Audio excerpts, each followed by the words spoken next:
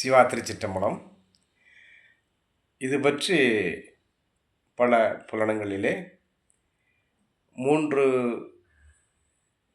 சிவனடியார்கள் மற்றும் 2 தாய்மார்கள் சிவனடியார்கள் கருத்து தெரிவித்திருந்தார்கள்.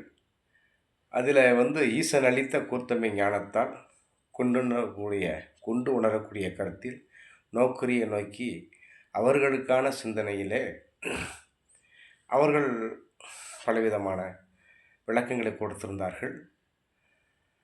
அதிலே பகுதியளவு விடை ஒரு தாய் சிவனடியார் மற்றும் ஒரு சிவனடியார் ஐயா இருவரும் கூறியிருந்தார்கள். நமச்சிவாய வாழ்க. அந்த விளக்கம் சிவசிவ நமச்சிவாய வாழ்க. அதாவது ஈஸ்வரனுடைய பேரருளால் நாம் ஒரு நாளைக்கு 21,600 முறை மூச்சு காற்று விடுகிறோம். சராசரி மனிதன், ஆரோக்கியமான மனிதன். ஈசன் நம்மை மனிதனாக படைத்து என்று நாம் தாயுடைய கருவறையில் சிசுவாக உருப்பெறுகிறோமோ அதிலிருந்து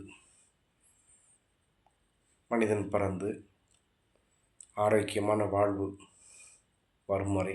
ஏனெனில் இந்த நோய்வாய்ப்பட்டவர்களுக்கு அந்த சுவாசம் என்பது சீராக இருக்காது. ஆகையினால் சராசரி மனிதனுக்கு 21,600 முறை 24 மணி நேரத்திலே நாம் விடுகின்ற மூச்சுக்காற்று. எம்பெருமான் ஈசன் நல்ல ஆரோக்கியமுள்ள மனிதனுக்கு கொடுத்திருக்கக்கூடிய மிகப்பெரிய தவம். அடுத்த காணொளியில் பார்ப்போமாக.